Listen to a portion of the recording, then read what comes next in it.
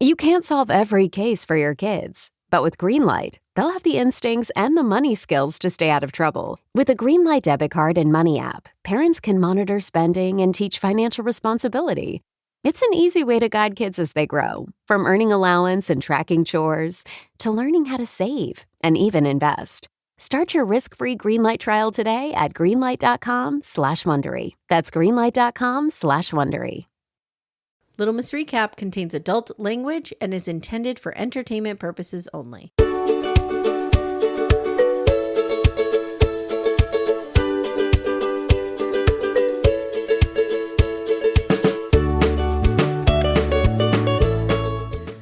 Hi everyone, welcome to Little Miss Recap, the podcast where we rip our clothes off in the middle of the street.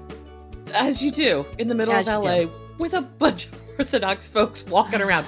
They had to have been pulling a lot of B-roll of just random Orthodox people walking around, because I can't believe this many people are out on the street in that exact moment. Well, it's funny because I live in Scranton and we have a large Hasidic population here. Which is surprising to me. But and every day around 3:30, 4 o'clock, you see a lot of them walking over the Mulberry Street Bridge. I don't know if they're walking to Temple, from Temple, right? Whatever's happening. So I'm wondering if it's a situation like that where, like, just maybe certain everyone's part going of to the Temple area, at 3 o'clock. Yep. Could be. Yep.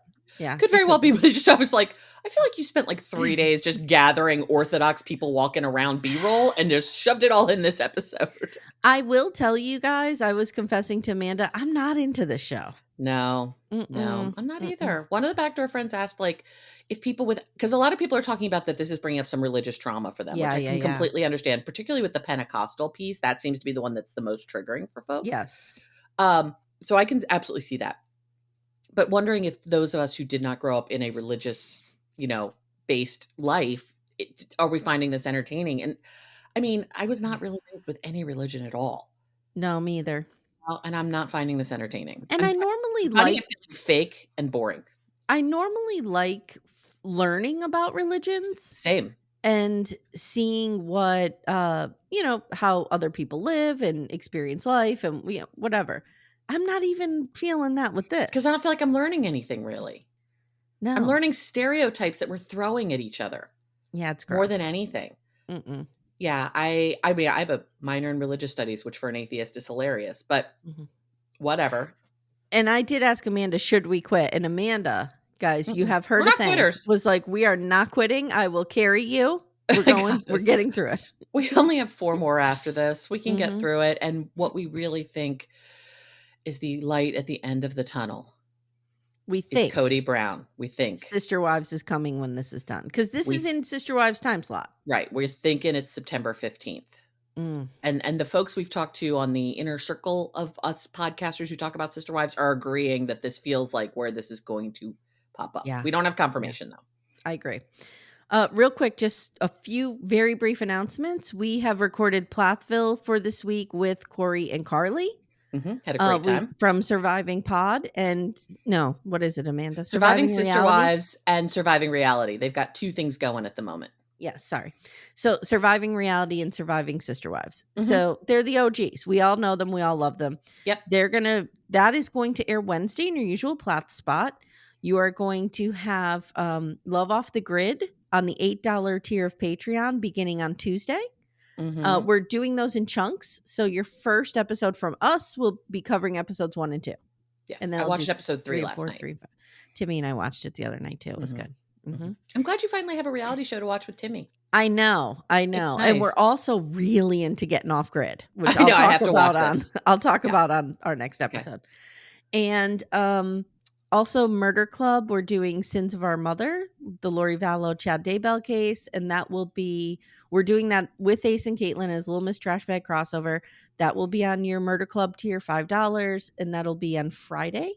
Okay. And then stay tuned, because Amanda and I believe that the Lori Vallow case needs the Amy and Amanda treatment. Yeah. So you're probably going to be getting it down the rabbit hole. That. We'll get that done, because I think this will be silly with Ace and Caitlin and have the fun that we always do. But you and I are going to have to talk about the seriousness of some of this. Because I have like 10 pages of notes, and I was crying most of the third episode. Was it Lori Vallow's mother's lipstick that was just sending you over the edge? It felt very reminiscent of Jamie's mother's lipstick. Yeah, I don't know what happened to that woman. But then I was thinking like. A lot of sun damage is what happened to that woman. She spent a lot of time in the sun. Yeah, I was kind of like, what happened to this woman? But then I was thinking her grandchildren were murdered. Her son was murdered. And her daughter did it all. Right. Yeah. I mean, that's going to age you 29 years right there. Yeah. Plus growing up in Arizona. I think she was a Pall Mall smoker. Yes. I think she smoked a lot of cigarettes back in the day. Yeah. And I think she spent a lot of time at the pool. Yes. Both of these things have had an impact. Yeah. So stay tuned, guys. Good week. Busy week. Yeah. Not off to a great start, though, with Forbidden Love and not a good episode. But hey, maybe I'll pick up next week. Sure. It could happen. It could happen. But you promised me a quick Love is Blind corner. Oh, yes. Love is Blind. If you have not watched all 4 episodes of the initial drop, maybe you could put some time stamps in the show notes. Yes, I can do that. That way people can, because I don't know how long I need to talk about this, but I need to talk about this. Okay. And once you're done watching 1 through 4, listen to Tess and I talk about it. Yes, please. I have not listened to their coverage yet because we just finished it last night and it's early Sunday morning. I am so upset by Sam. I can't even tell you. Sam is a garbage human. He's a trash. Every time he comes on screen, I get physically uncomfortable. Yeah. This guy is so dangerous. And she is falling for it hook, line, and sinker, which I know by the end of 4, we know that she realized something was wrong. He is so, no one's ever given me a chance. No one's ever given me a chance. I told Tess, I dated somebody like that who no one ever gave a chance. He was a raging alcoholic. Yeah. That's why no one ever gave you a chance. Right. Like someone spent 10 minutes and was like, I got to tag out. Yeah. There's something so damaging in this guy that people get to know him and they're like, no. No, Mister, I'm not concerned with looks, but I got a nose job. Okay, dude. Well, you just blew your cover there. That's fine. I mean, I don't care if people get nose jobs, but don't tell me you don't care what people look like. And I also got a nose job that was not medically necessary. Well, and Tess had brought up, and I had never even thought of it, that maybe he never dated outside his race. Oh, I'm sure he never dated outside his race. And when he saw her, he was like, okay. And the fact, the moment, first of all, the moment she says, I love you so much. And he's like, I think I love you too. And she's like, yeah, red flag. Okay, that's not good. That's not good either. That's what did it for her. Yeah. And then when he sees her, and first of all, they look ridiculous together because I don't think she's 5 feet tall. And I think he might be 9 feet tall. I know. They look ridiculous because they just do not match. Anyway, I have other friends that she's 5 feet tall and her husband's 6'4", and it's you and Timmy look somewhat similar, but Timmy's not. I'm 5'1" and Timmy's 6 foot. Yeah. So that's a big difference too. But these two felt even bigger than that. So that part's ridiculous. I knew she was super tiny when you saw her come out and she kept having to pull up her dress. She's and I was stunning. like, oh, she is a fucking smoke show. Jesus Christ. But when he says, I don't care what anyone else thinks, I think you're gorgeous. Yeah, I was like, what? What? What are you saying to this, to Quasimodo?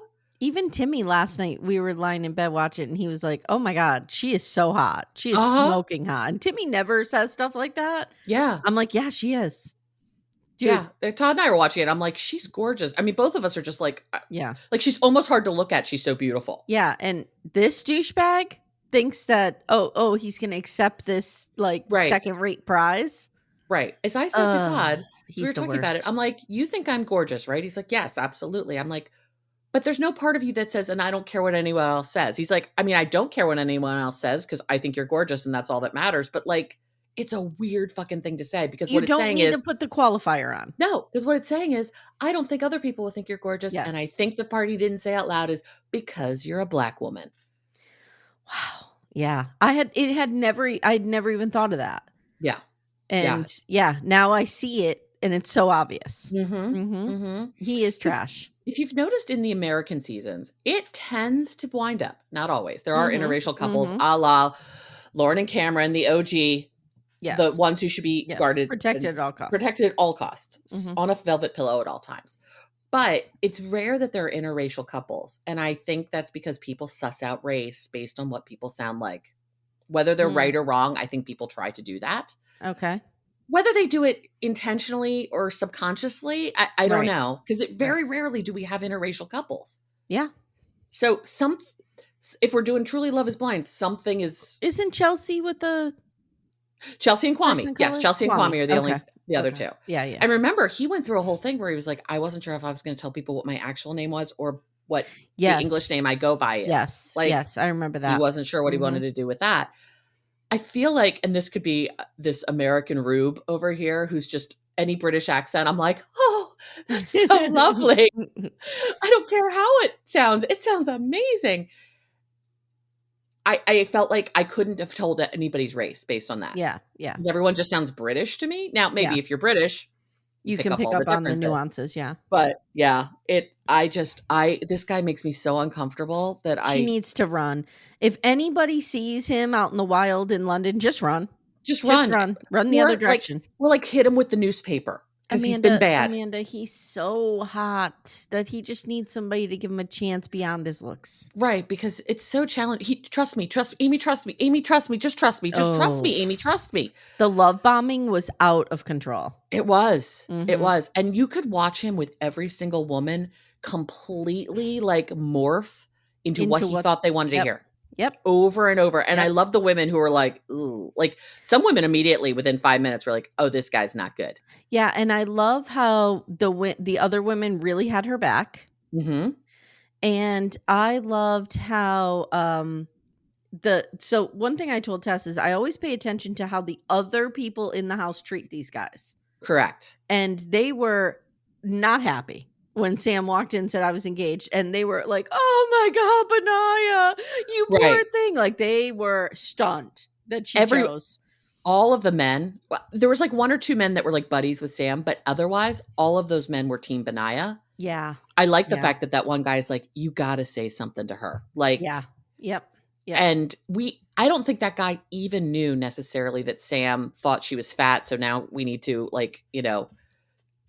remove her from the list because we don't want a fucking fatty. So Tess and I had a conversation about this because I said I felt like Benaya should have been more specific. I think so too. And I think he should have been too. Here is what Sam said.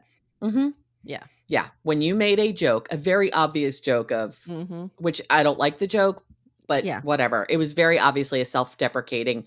Sure. I think she was trying to message, I'm actually extraordinarily tiny. Like, yeah. You could flip me up with one finger. Like, I'm just this little bit of thing. And his immediate thought was, oh God, what if I have your me? Is really like, I said to Todd, I'm like, God, what I wouldn't have loved is if like Sam opens the reveal door and like, it's a me. Or me. Yeah. Or me. And just see what happens. Yeah. Because he couldn't have even faked it. No. Mm-mm. Mm-mm. Yeah, he's trash. So I'm glad you're trash. Oh my God, he is so trash. Freddie and Catherine, Kat. She's a beautiful woman. She's one hell of an ugly crier. Yeah, I don't love her. She's I don't love her either. Youngest people in there, and it shows. She feels young, yeah. Yeah. Demi self-sabotaging from the start. all the time. Yep. And she's adorable. She reminds me of, is it Nick? Was it Nick and Danielle when Danielle had the meltdown in the closet? Yes. Yeah. She was somebody who also made him dress as a hot dog. Yeah. She's somebody who also had like those self-doubts about her body, which she should not have. No, she was a smoke show. But just, you don't see the men beating themselves up over what their bodies look like. No. And it's interesting. Like if you think of Alexis, who I'm no fan of, but like Alexis was probably the largest woman who's been on Love is Blind. Sure. Still stunning. Yeah. Actually, you know what? I don't even know why I say still stunning. She's stunning. The size of her body, it doesn't matter. And her boyfriend or her husband, what's his name? He's trash. Socially, oh yeah, he's totally Brendan. He's hot. I was hot, but he was trash. I was hot for him in the pots. He was totally trash. He was trash. Let me explain why he was trash. He was trash because isn't their social media real gross? Oh yeah.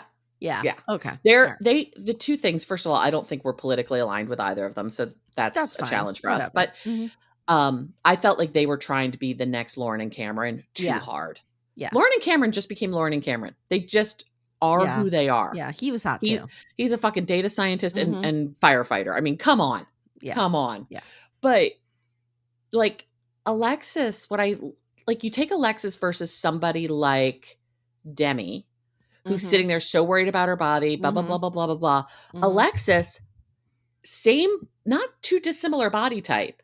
And is like, I'm just a curvy hot girl. Like it's such a confidence thing. Alexis had the confidence, Demi doesn't. Yeah. And that just makes such a difference in how you show up. And sometimes you have to fake it. Oh yeah.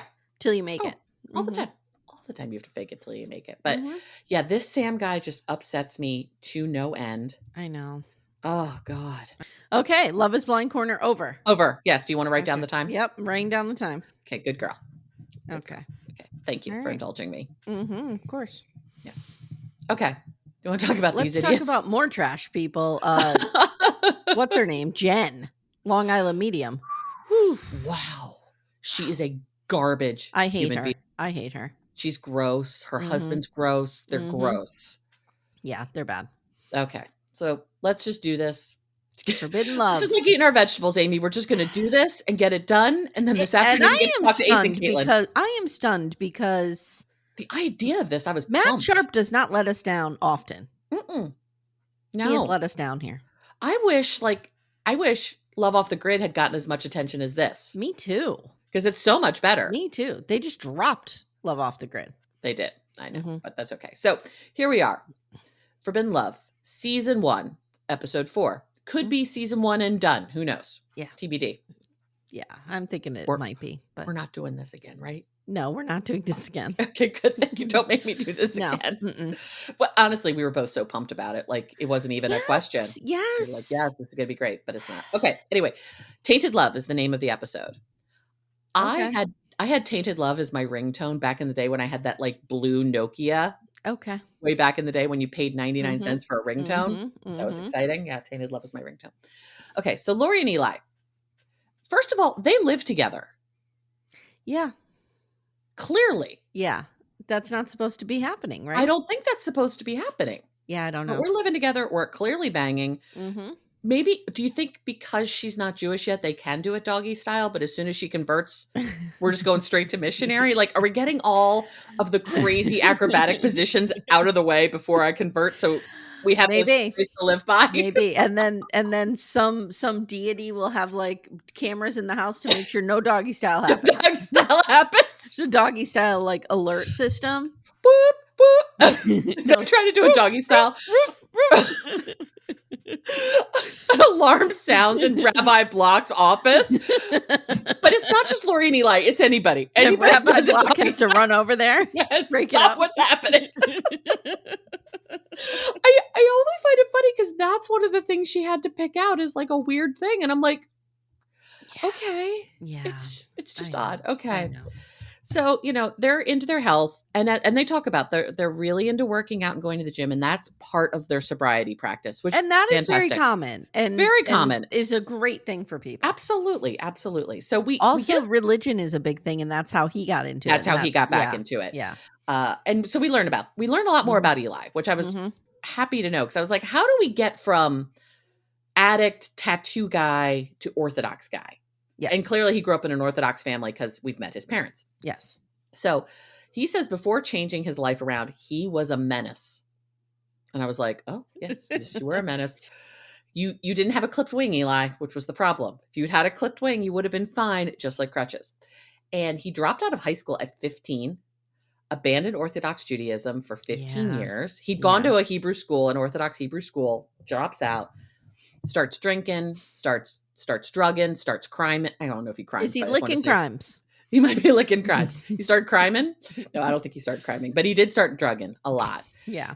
And wound up in the hospital with alcohol poisoning and ODing on prescription medicine or prescription drugs. I'm sure he was like taking Oxy or something. That was rough. It was sad. It was really sad to see him. And he said after hitting his rock bottom, he comes back to his faith, which is why it is so important to him. It's really one of the things. And that made me, I'm going to put aside what his social media looks like.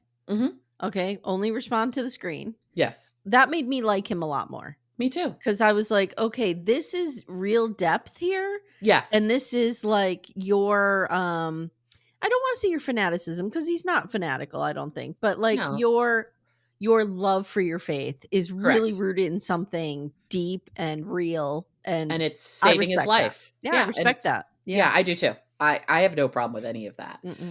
So now we have this really fake scene where it's a week after their anniversary. So he's giving her anniversary gift. You two live together. I don't think someone was on a business trip. So you probably could have just rolled over in bed and handed it to her. Yeah.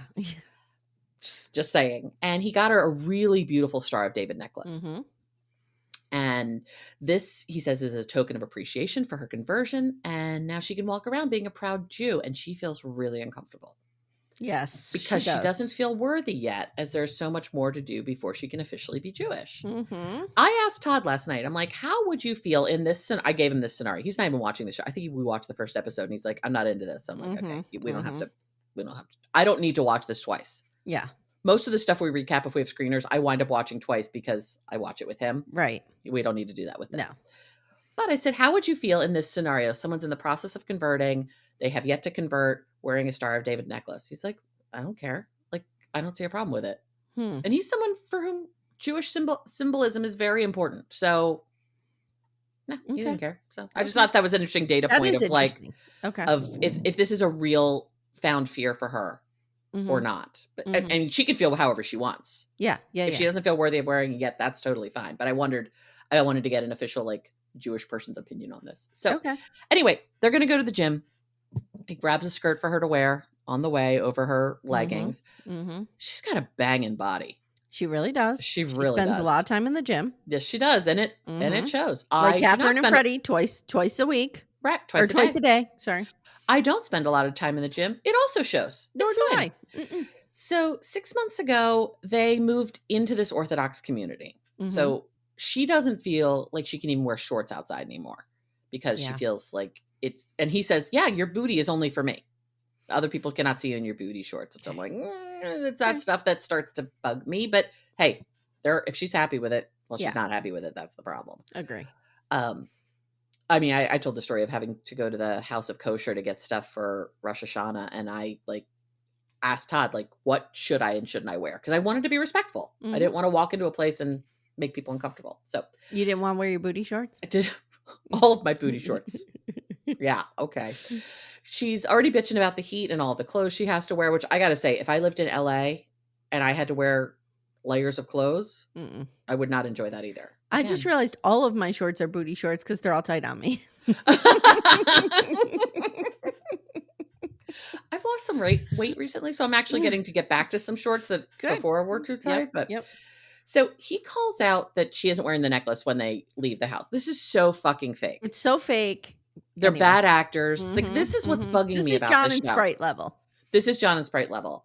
She feels stupid for wearing it. She says she'll wear it as soon as she converts. He thinks it's stupid.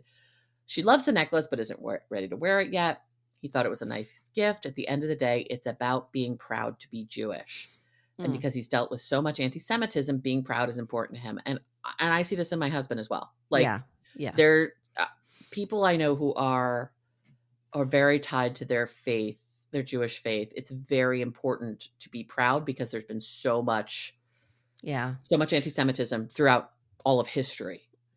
Oh, it's a thing. Yeah. And I think that I think we're seeing that. I hope we are to a place where we're seeing an uptick in people being able to be proud of and really embrace their Islam faith. You know what I mean? Islamic after 9/11, because after 9/11, things were real bad for Muslim people in this country. They were real bad, really bad. And I hope and I see more Muslim people in my life being able to, really wear hijab and wear thobe. I like saying that. I don't know. There's something about the way Ashley says it with her like Missouri accent. Thobe. She rolls her like TH in the way that my mother does because my mom's also from Missouri. Like there's a couple things my mom does that are like, oh, that's a Missouri thing. Like I can just hear it in her voice. I mean, I think I've mentioned I was trapped in Phoenix on 9/11 teaching a class in disaster recovery and business continuity planning because you couldn't make that up. Jesus Christ. But I remember flying home that Friday. Well, I was on my honeymoon, so that wasn't much better, but go on. But I got on a flight from Phoenix on that Friday. It was one of the first flights that got out of Phoenix. And I got on the plane and I looked around to see who was on the plane. And I was like, no, you're not going to become that person. I know. But it was scary I didn't know. And I was like, no, we're not doing that. But it's hard not to do that. It was really a weird time in this country. And I don't know. I'm so glad that we're moving away from that. I'm not saying everything's great. It is fucking not for a lot of people in this country, but correct. It's getting better. I hope so. I hope. So. But yeah, just it was that moment of like, don't be that person. Because a lot of times it's a choice to be that person. When you think about like, so I'm covering like my so-called life, and Becca and I were talking about Ricky being gay. Yeah. And we had a little conversation about like just the progress we've made there. Yes. Is something to really be proud of. Do we have 10 miles to go yet? Absolutely. Yeah. But like, we're getting there. We're making progress. I feel like the generation of kids, like your kids, my stepson, I feel like they are like the wave that is switching. Yeah. There's a whole view on gender and sexuality. Yeah. Like, they just don't care. They don't care.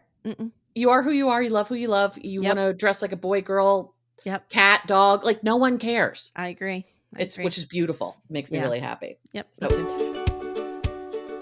Hey everyone, stay tuned. Little Miss Recap will be right back after these words. Amanda. Amy. For our sponsor, Lumi Gummies today, I have an idea. I think we should do a rapid fire bonus round. Which 90-day celebrity stars need a Lumi Gummy or have taken a Lumi Gummy maybe? Okay. Madeline. Oh, I have her on my list too. Manon. Manon could really use indica. Yeah, to calm her the fuck down. Calm down a little bit. I think Jenny could use a sativa to maybe up the energy a little bit. Because there's none there.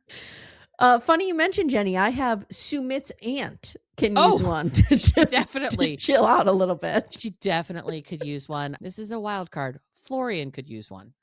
I don't know what variety. Yeah, but maybe I feel he needs a hybrid. I feel like Florian on a gummy would be good. Yeah. I also have Dylan's mom from Dylan and Patia. Yeah. And I have Luke's dad of Luke and Madeline. Yeah. Mm-hmm. Yes. Yeah. And we can use Lumi gummies as well. Yes. All the time. Consistent, mellow, and super delicious, Lumi gummies are specifically designed to make you feel good, not stoned.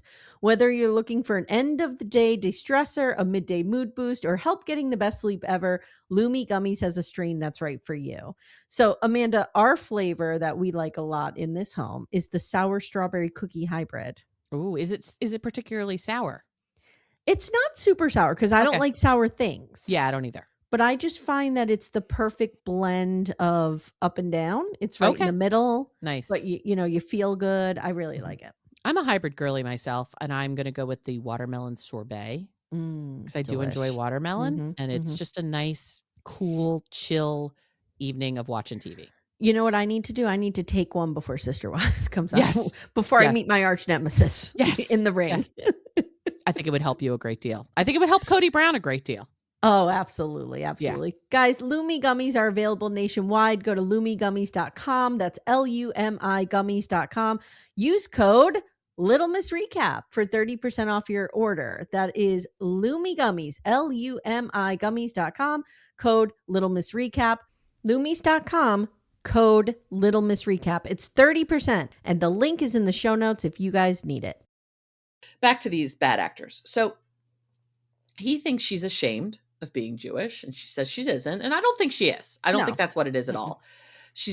But you can see she's really overwhelmed by everything she has to change in her life. Yes. She has to change everything. This is not converting to Reconstructionist reform or even conservative Judaism. This is, as he said, Judaism on steroids, and she has to give up a lot. Mm-hmm.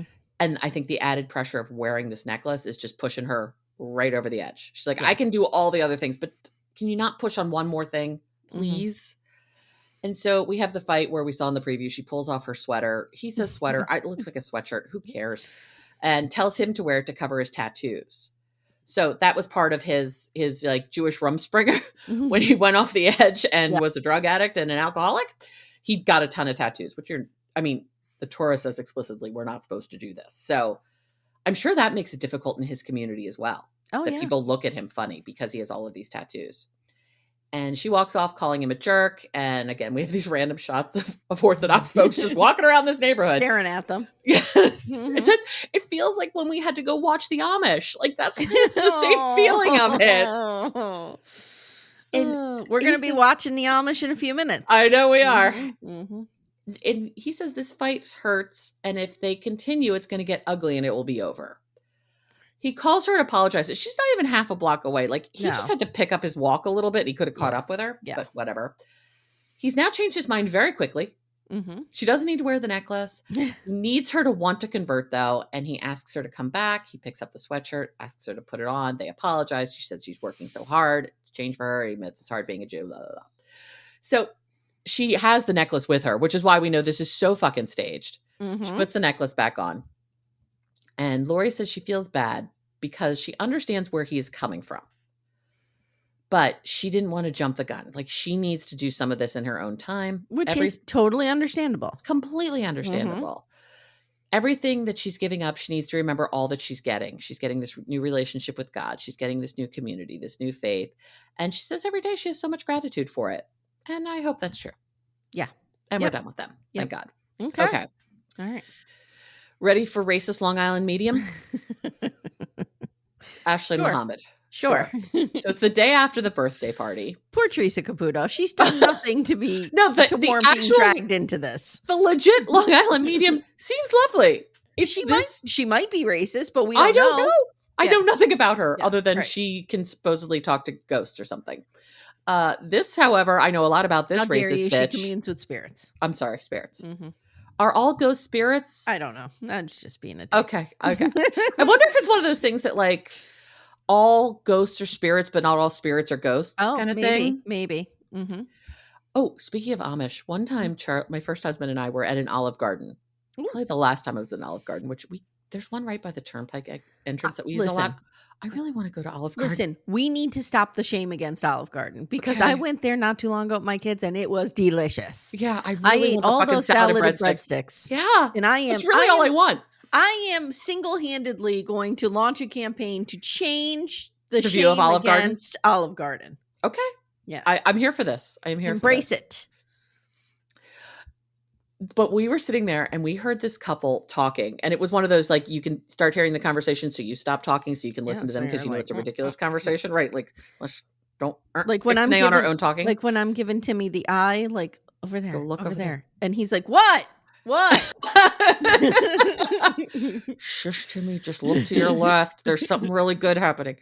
Anyway, this couple said, I believe it went, and I have to ask Charlie if he remembers, but not all Mennonite are Amish, but not all Amish are Quaker. Like, it's going between Mennonites, Amish, and Quaker, but it's like not all Quakers are Amish, but all Amish are Quaker. Like, it was one of those things where like none of this is right. These are three distinct things. Yeah, I got you. You could say they're all Christian. But like, no, it was the funniest things. That was a big thing in our house. Anyway, so Mohammed says that Jennifer is fake as fuck, and I agree. She wanted her sister to apologize for the terrorist message, and Ashley's basically proud at him for not throwing a drink in her face. And I am kind of too. I would have been really tempted. Now that they replayed the "you called me a terrorist" several times, do you see how weird he is when he says it? Yes, he's like, "You called me a terrorist." It's like, what? It felt like some like Dick Tracy, like mob, like terrorist. Yeah, like he's like trolling her. I know. It's which hilarious. She deserves. She deserves. She's trash, but it was fun. She is complete and total trash. So they're going to go to this farm, this petting zoo farm thing today for some picnic. And it's really important for Ashley that Mohammed go because she wants her daughter to have the experience of her whole family together, which I understand, but I wish we could stop. I wish we could stop this idea that like kids will lose out if they don't have a relationship with everyone in their family, even if those relationships aren't healthy. Right. Yeah. That's a good point. Like having an unhealthy aunt who's a racist against your own father hang out with you is not as important as telling to your kid, Aunt Jennifer's wrong about daddy. Yeah. And this is why we don't spend time with her because she's really mean to daddy. Yes. Yeah, like, I agree with that. It bugs me. And maybe it's someone who doesn't have a lot of like familial relationships that I'm like, what's the fucking big deal? Like walk away from people if they're shitty. But now we're getting dressed and she pulls out the Rosie card. So he's like, okay, fine. I'll do this for Rosie. And he does seem to really be into his kid. Rosie's real dad. Cute. Rosie's real cute. And so now, of course, we have to do the getting dressed. You know, he questions her dress. He's dressed in nothing Muslim. Nothing that he's wearing indicates what his religion is. He's just got, I think, shorts and a polo on. Yeah. He just looks like a regular dad. She's got a tank dress on, completely appropriate for what they're doing and where they're going. But of course, he doesn't like it because covering her shoulders, etc. And she says, I'm hoping that if I dress like I normally would, that's going to help them not feel like you're forcing me to do everything. Yeah. which I think is a smart move as well. I do too. Because I think most of the time he doesn't make a big deal of it. I think we're making a big deal out of this. It's on camera. It's on camera. Maybe. Like all of this feels so performative. Maybe. So we get to this farm. There's a camel. I'm psyched to see a camel. There's a camel. Random camel. No Nicole. I was a little upset. No nickel. No nickel. No hurry up lazy. None of that. Apparently yesterday was National Lazy Day, and a lot of people posted the Mohammed nickel gif. Why can't we have her back? Can we stop with Gino and Jasmine and have Nickel back? That would be great. Oh, Nickelback.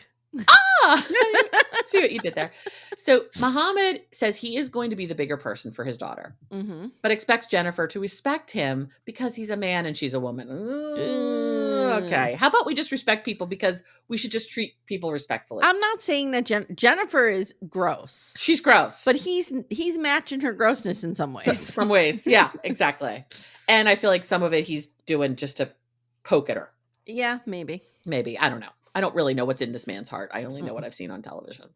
I'm here for these cute animals. This little goat is like chasing Rosie around and she's like, it's cute.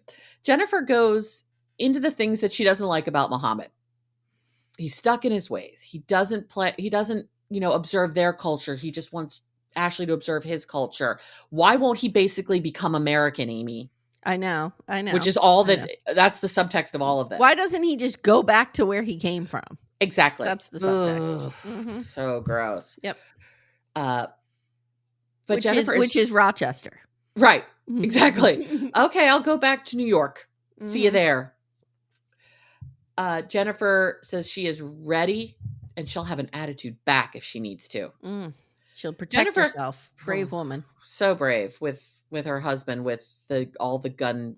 Yeah. I don't think that man owns something that doesn't have guns on it. I know. It's weird. I've been clocking that, trust me. Yeah. So Jennifer's just ignoring Mohammed and Ashley. Yes. So this is going well. And he goes over to try to make nice with her. He's like, let's talk. Let's see if we can talk through this. And I said, she looks afraid to walk with him. Like she is completely repulsed by this man. Yep. Jennifer's stubborn, ignorant, and needs to be taught a lesson, he says. So this is going to go very well. Now we're back there. Despite the tension, Ashley's hoping that they can mend their relationship. I'm like, Ashley, you're delusional. Girl. You can't change someone's fundamental prejudices. No, unless they want to change them. She's locked in. She's not going to change. Yeah. Nothing about her says, I want to learn and grow. No. Nothing. No, nothing about Jennifer at all says, I want to learn and grow. I think if anything said about Jennifer is, I want to dig further into my ways. Yes. I want to become more entrenched in my own position. So he says to her, I felt attacked all day yesterday. And I think he's right to feel that way. Yeah.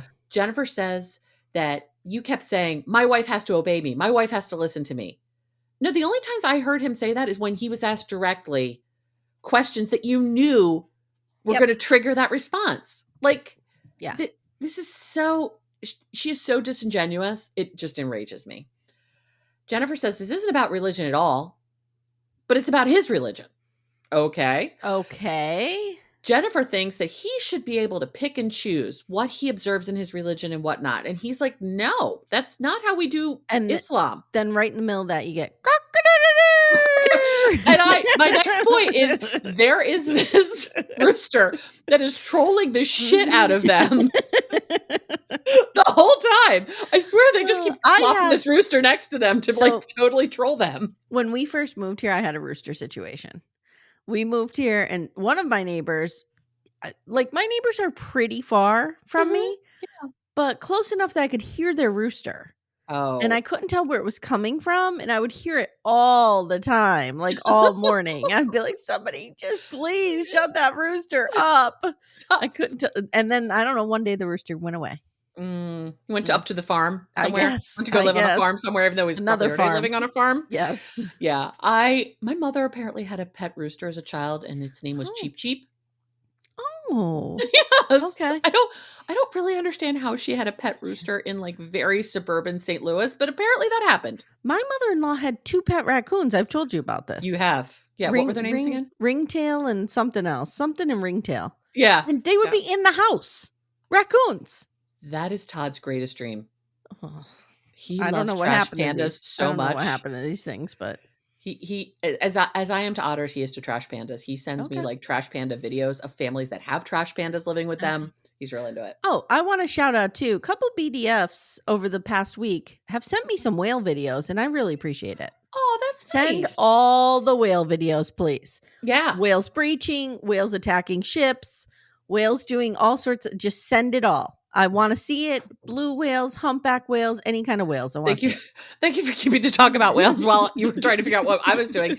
Leo put his hands on my I'm wearing like a nightshirt thing, and then he's got one claw right now that needs a good clip in, and he got stuck, and then he starts pulling, and it's a whole thing. Remember I told you the guy doing getting off grid brought his dog and cat? Yes. The cat, it's doing well. Is it? It's kind of an outdoor cat. Okay. And indoor. So he's in the tent with them at night sleeping. Okay. The way this guy loves his animals, Amanda, you're going to fall in love with this guy. Okay. Because he's like, worried about this cat. I need to provide a mosquito-free zone for my animals. I need to, like, he's all about these animals. Oh, okay. And they're amazing. They're amazing animals. Okay, good. Because I was worried about this cat in the wilderness. The cat's real cute. And I think he's might be a tuxedo. You'll have to look at him. I'll have to look. Yeah. I mean, these guys wouldn't last 3 seconds outside.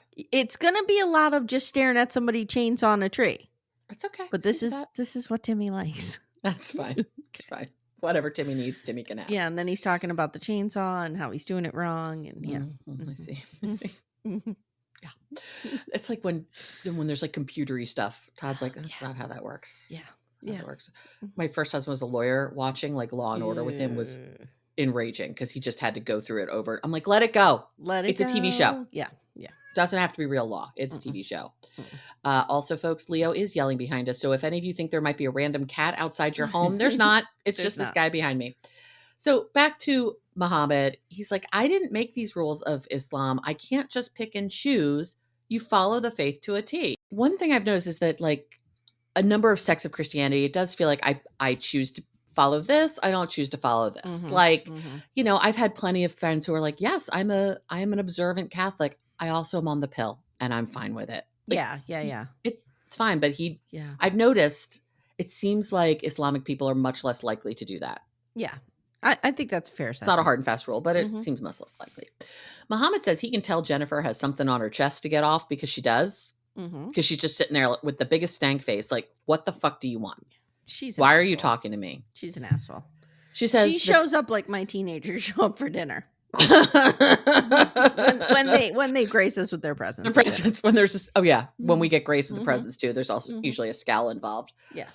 And so we go back to the stupid terrorism comment, and she says he's making it an issue, and he's like, yeah, it is an issue because you called me a fucking terrorist. And she says she's done having this conversation because she didn't say it. Mohammed says she's stubborn and ignorant, and he's not wrong. He wants to forgive her, and there's a rooster that continues to just scream. I'm here for the comedic timing of this rooster. It's amazing. And he says he's fine just cutting her off. Ashley says that's not the point of making peace. So this has gone very well. Yeah. This trip has really done a lot to get these kids back together. No. Now, let's go to Elmer and Lindsey. This was at least fun. This was at least fun because Elmer was being real cute at a broke down Chuck E. Cheese. Yeah. / arcade. God, I loved a Chuck E. Cheese in the day. But then I took my kids to it. It's totally changed. It is, and it's disgusting. The pizza's still good though. No, it's not. Yeah, it is. No, it's not. Yeah, it is. I'll eat any pizza. I know I'll eat pizza out of the trash can. I know you will. You're a disgusting human, and I love you. So we're off to a birthday party. We learn about how in the Amish community, birthdays were not a thing that were celebrated. Right. And Lindsey's like, did anybody even wish you happy birthday on your birthday? And he says, yeah, but it's not a big deal. But usually in the morning you get a birthday choke. And then it would turn into a fight. And she's like, huh? So this is a reason I couldn't be Amish, among other things. And I encourage all BDFs, I tell you guys all the time, when it is your birthday, put it in the Facebook group.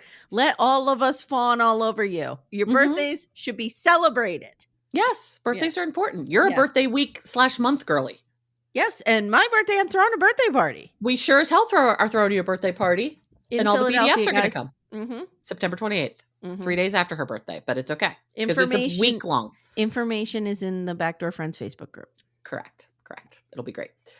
But we're going to Elmer's cousin's kids party. So we learn about Elmer's cousin, Wilma. I can't think of it without the Flintstones. she also left the Amish community about 6 years ago. And he wishes that he could have had this kind of party as a kid. Like, he's just lit up by this. It's very sweet. Watching him play with the kids is very cute. And it's so nice that he has a family member to connect with. Exactly. So he's not totally alone in the world. Yeah. He does have this Wilma person. And I thought I don't really like Lindsey a whole lot because I do think this is some sort of weird kink for her. But I did appreciate the fact that she's like, seeing him play with these kids is really making me excited to have for him to have a kid. Like, that's sweet. So we meet Wilma, it's his cousin, and she had her children in the Amish, some of her kids, not all of them could be over 6, all these kids. Right. But she had children, and then she realized she just didn't want her kids to grow up that way. She wanted more for her kids, which is why she left. Now we're playing in the arcade again. It's a really janky Dave & Buster's. They have skee ball. I am very good at skee ball. It's one of my superpowers. I'm very good at it. I'm very good at, whenever I go to an arcade, I immediately run to Rock Band. Oh, is that a good one for you? That's my game. That's I get the guitar and I'm. Well, I know what a prolific musician you are. So that makes a lot of sense. Do I need to get it? Maybe. No, I won't. Maybe I won't. So he talks about how they weren't supposed to play games like this, like the gambling. Like skee ball can be seen as gambling because you get tickets and prizes based on you. Yeah. Can't do any of that. And he said, I can't wait to take my kid to a place like this. Like, this is just so fun for him. Yeah. It's very sweet. He'll be one of those dads that, like, you just send him out in the yard with the kids. Right. He's going to be down on the ground, rolling around, doing all the shit with the kids. My dad was like that. I remember, like, my dad used to play baseball with us all the time, all the kids in the neighborhood. And so, like, I can remember being 10, 11, 12, and, like, the neighborhood kids coming, knocking on the door, being like, can Sam come out and play? Not you and Jenny. Can we just get your dad? Yep. Just your dad. Yep. I like it. Yep. I like it.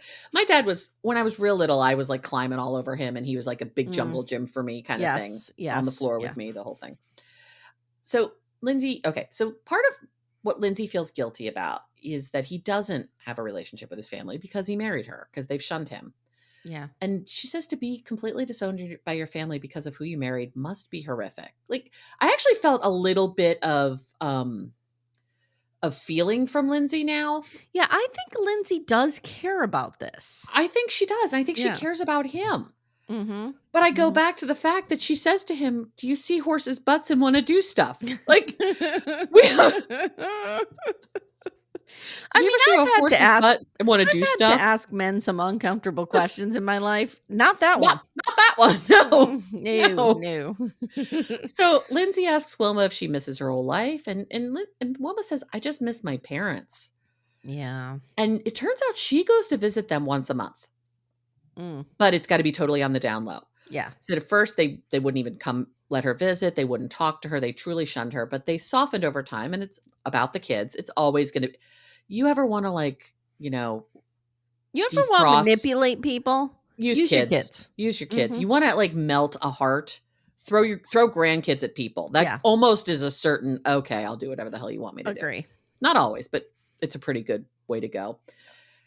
And so now she will go and visit them. But if she sees like they've got people near the house, any other Amish people, she'll just drive by because she doesn't want anyone to know, because then her parents would be shunned as well for having a relationship with her, which is just so fucking wild. awful. So fucking wild. So sad. These closed patriarchal societies need to end. And they really do. I'm not saying the Amish religion needs to end, but the closedness of it. Right. It's the fact that we can't ever interact. If you choose to leave, you're verboten. It's just, I don't like it. Terrible. And Lindsey says that this gives her hope that someday Elmer may be able to have a relationship with his parents again. Maybe. Talks about going to the ultrasound, and it made her wonder if they even knew she was having a baby, and wondering if they knew she was having a baby, if that would soften them a bit. Maybe the cousin could tell her parents and get word back to them. Right. Exactly. Can we do a little whisper down the lane? Yes. Elmer's about to have a baby. Yes. Do you want in on this? Yeah. Even on the down low. I think that's what Lindsey's thinking here. I think so too. Mm-hmm. She says again, she knows how hard it is for Elmer. We see Elmer playing in the ball pit. What is up with his hand? He has this like huge bandage over his hand. Oh, I didn't even notice. And at some point he's in the ball pit and he's like pulling it around like it's a bunch of gauze. Like I wonder if he cut himself at work or something, but it looked like a real big bandage situation. I'm worried about his hand. he says if he were to be rejected again by his family, it would be really painful. Lindsey wants both sides of the family to be involved in their life, and Lindsey thinks that they need to make an attempt to go see his family, which is what we talk about on the next time on. Yeah. Now let's talk about Kris and Lensa. They're a stunning couple. They are. They're a stunning couple. They are. And he actually looks a bit like Ollie on Love is Blind. I think it's the beard. It's the beard configuration. But it's the beard configuration. Looks very similar. Kris is hot. He is hot. Yeah. So we're going to church, and Lensa is shocked to find out that this is going to be an all-day event. She's like, how long is this going to last? He's like, all day. Huh? She's like, oh, really? I wasn't really planning on that. He tells her that someone may grab her from the congregation and pull her to the front, and you can tell she's going, no, I don't want that. Touch me. Do not touch me. Do not touch me. Do not pull me up front. Do not basically make me do anything that makes me uncomfortable. Yeah. Because the fact that she's even going into this makes her uncomfortable. Yeah. This is a big step for her. He needs to protect her from that happening. Yeah, and he doesn't do a great job, I don't think. This is a big day for them. He's looking forward to her getting to experience a Pentecostal service. He hopes that she'll see how magical and great it is, so she'll see how difficult it will be for him to leave. Well, she's going to feel the same way about her faith. She thinks it's beautiful and magical too. Like, yeah, neither of them are wrong about their faith being beautiful and magical to them. No, because that's just how they feel. Correct. So she comes out and she's wearing hijab. And even though she doesn't have to dress like this, she feels like going into a house of worship means that this is how she should dress. I understood where she was coming from here. I did too. I did. I understood why she feels like wearing hijab and being covered and all of this is respectful to his faith, because someone dressing like that would be respectful to her faith. Right. And I understood it's not a situation where like, so her dressing in hijab, she's covered, so she's not breaking a tenet of his faith. Correct. Like, so it's not the same as when like Ashley wants to go in a little dress. Correct. To somewhere where Mohammed feels she needs to be more covered. Like, right. It's not that situation. No, she's like, still in a house of worship, you dress this way. And what she's doing is not breaking his rules. So no, it's just calling out that she's not Pentecostal, which is his problem with it. Yeah. He's afraid that people will see her as being disrespectful, and that isn't her intention. And I believe that. I believe she's actually really trying to be respectful.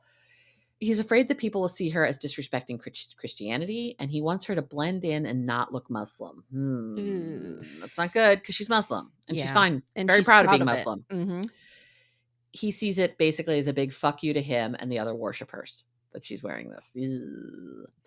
And his dad's going to be there. He's afraid of his response. Kris is super nervous about even going to church with Lensa, and add in what she's wearing could be a total disaster. So we come back. The music that they pick for some of these again, it's the music we were making fun of earlier before we were on mic, of just the blatantly racist music. We were saying, guys, when they would have Jihoon and Devin and Jihoon, it would be like dun dun dun dun dun dun dun, like just horrific racist bullshit. Right. Anybody from like anywhere from Albania to like India, they all get like Middle Eastern music, just a block of music. It's just come on, folks. Be a bit more culturally sensitive. It's not hard. So we come back to this gospel choir singing about Jesus. Yep. That's the music in the background. And it's lovely. It's lovely, but it's just like, come on, I know. You're hitting us over the head with it. I know. Kris is so happy that she's finally good to see where he comes from. And I can imagine that this is important to him. I want to share it with the woman I love. Yes. She says she isn't mad at him for not like letting her wear a hijab, but she does feel like a hypocrite because when faced with adversity, she folded. Yeah. That's what's bugging her. Yeah.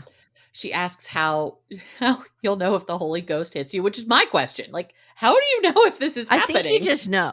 And that's kind of what he says. Yeah. He says it's an sort of out-of-body experience. You feel a lot of emotions. He says he's cried. He says he feels like there's hope again when this happens. She's like, well, I remember it happening. Like, she just is like, I don't understand what you're talking about. Will I lose here. consciousness? Right. Like, will I become unconscious? Happen? Will I fall to the floor? What's going to happen to me?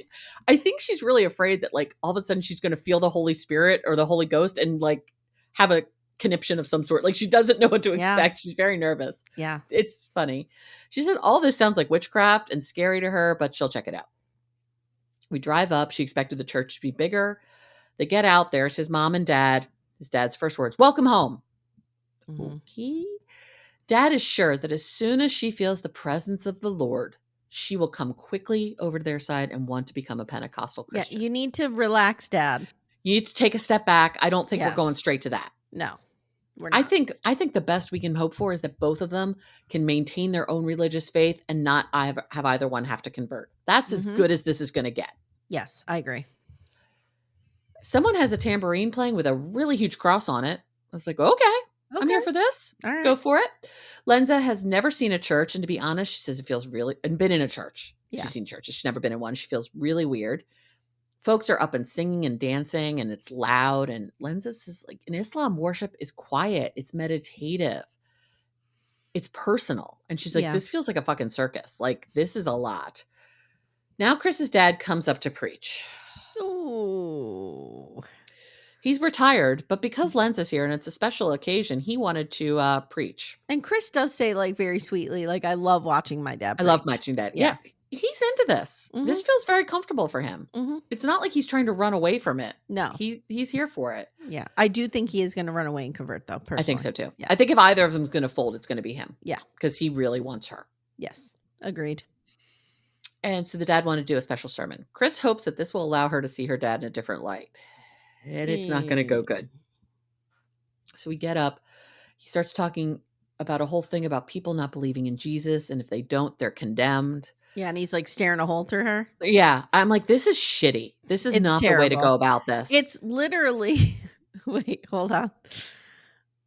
Oh, I had a joke and now it went. I'm sorry. Okay. I was going to make a joke about he's literally in the pulpit. Right. He's using a bully pulpit. Literally. He was using a bully pulpit on her. Literally. There's literally a pulpit there. Yes. Lensa says she wants to be respectful, but she feels like this sermon is directed exactly at her and is a condemnation of her. And yes, girl, that's exactly what is happening right now. It is. Kris says hearing his father preach about hell is his way of trying to get Lensa to understand. But eventually she's like, fuck this. I'm leaving. Like, I feel really attacked. Good for you, girl. That would be like, we're at a seminar and somebody gets up there and starts talking about how sinful it is to be fat. Yes. Over and over and over again. Yeah. Like, okay. Fuck you. I'm leaving. I don't need to hear this. She feels like his dad has crossed a line. I think he has as well. It isn't offensive it's offensive and disrespectful, and it's trying to instill fear in her. And she feels bullied into accepting Jesus. Lensa asks why he feels entitled to say someone is condemned to hell. He isn't God, and she feels disrespected. And I do not blame her a bit. No, me either. Me either. She's fine in her faith. Her faith doesn't believe these things, and that is fine. And that's actually one of the beauties of this country. All of us can believe different things. And we don't have a state religion. And we don't need her to attend his church services. No. I think it's fair. I don't think she ever has to go again. I think it's fair to give it a try. Fair to give it a try, but this is what your dad has pulled, and we're done. We're not doing it. I wonder how it would feel to her to go to a Pentecostal service at a different church where his dad isn't there. Right. If she would have a different experience of the service. I don't know. Yeah, maybe she wouldn't, because maybe it would still be that same, you don't accept Jesus, you're going straight to hell. I'm sure that's a lot of what it is. But I feel bad for her. I do too. I did not enjoy this for her. Okay, next time on. Okay. We have a round of Amish sexy cosplay with Elmer and Lindsey. He says she looks like his sister, and she asks if that turns him on. Now we have a sit down between Ashley, Abdul, and Mohammed. Also doesn't go well. No. He says she's a fake Muslim, and apparently she's broken 12 televisions. Which I gotta say, the sister of broke down Long Island medium, that doesn't shock me. Yeah, no, me either. It doesn't shock me. No. But these women may have a bit of a hair trigger. Yes. And they just lose it. Yes. I don't feel like emotional regulation was strongly modeled in this home. Now we have Kris's dad. He's putting a cross on Lensa's forehead. Get away from her. She's feeling forced and uncomfortable. I'd be like, don't touch her. Get away from her. And Lindsey and Elmer go to try to see his family, and it doesn't look like it's going well. That's actually why we do the Amish cosplay, it turns out. But at first, I really thought this was some sort of like, we're now in Amish Halloween costumes because we're now going to fuck like we're Amish. I don't know what was happening, but it felt real. It felt really uncomfortable at first. But now I get it. They're trying to dress so they don't attract attention so they can go try to see his family, which I understand that. So there we are. All right, guys, that's been Forbidden Love. I like that we got to an hour and I don't think we started talking about the show till like 22 minutes in. I know. I'm just not into it. I'm sorry. I really want to love it. Look, Jenny and we had a talk a long time ago, maybe not a long time ago, maybe 2-3 months ago. Yeah. And Jenny said to me, because Amanda, you know I do this. I stress so much over what I'm going to cover. Jenny said, you are at your best when you are passionate about something, when you're into it. She's absolutely right. She's absolutely right. And that there's no pattern to that. No. Like, it's just what I'm into and what I'm not into. We thought we'd be into this. All indications pointed that this would be our show. But I'm kind of really not into it. Like, I don't feel comfortable making a ton of fun of it. It's all religious trauma. Right. Right. I mean, the only thing I'm willing to do is call out when people are being jerks. Yeah. It's just not great. It's just not funny. It's not funny. But if you do want to hear us in our be funny in our zone, please support us on Patreon, Supercast, or Apple subscriptions, where Amanda and I are covering Sister Wives. And right now we're doing the rewatch. We're in season 3. It is probably the best season. Everything is great. There are no flash mobs. No. We have yet to have a party just to make an episode. It's so great. We know that's coming. Yeah. Give us out seasons 5, 6, 7. That we're going to go through a slog of dance mobs and it'll be fine. It'll be fine. We'll get there. But so follow us there. We're doing that. We're doing Love Off the Grid over there. Somebody told me in our survey that I don't mention enough of what's on Patreon. Ah, okay. So I'm telling you now. Okay. So I also have, if you log into Patreon or in our Facebook group under pinned posts, I have a document with everything that's on there. And it's a live document. So I update it as things change. So please join us over there. And if you would like just to be part of our supportive community, jump in our Facebook group, Backdoor Friends. It's really great. It's really great. I love watching the people who are going back and watching Plathville. Oh, I do too. This is so much fun. I liked the person. When Kim was going through Lydia's text messages when she had the boyfriend. Yeah. And someone's like, I really can't wait till Lydia tells her mother to fuck off. And I'm like, I hate to disappoint you. It's not coming. She just goes right back into the prayer closet. Yeah. Small wonder. Goes right back into the prayer closet. Into the Borg. Yes, she's become a part of the Borg collective. Yes. All right, guys. So thank you so much. Thanks for sticking it out. Let us know in the comments. Do you like this show? Yeah, do you want us to stop complaining about it? Should I just shut my mouth and just go forward? Just do it. All right. We love you guys. We'll see you soon. Thanks so much. Bye. Take care, everyone. Bye.